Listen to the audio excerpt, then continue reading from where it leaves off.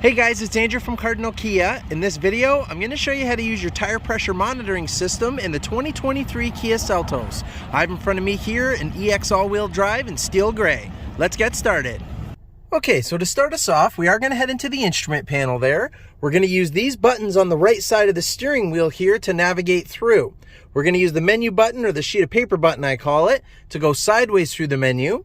We're going to use the silver button as the up and down, and if we push that in, that's going to be okay to select what's highlighted. So we're going to go ahead and hit the menu button and go over to where some of the safety information is. I'm going to go down all the way to the bottom, and there's our tire pressure monitoring system. So right now the car hasn't been moving, so it just says drive to display. But as you drive, it will tell you each wheel, and by default, it'll be in PSI, pounds per square inch. And as you drive, it will let you know what the pressure is for each wheel. And regardless of what screen you're on, if one of your wheels happens to get low while driving, you have a puncture, whatever the case, it will bring it to your attention on here and let you know which one, to let you know what the pressure is, so you can kind of take it from there.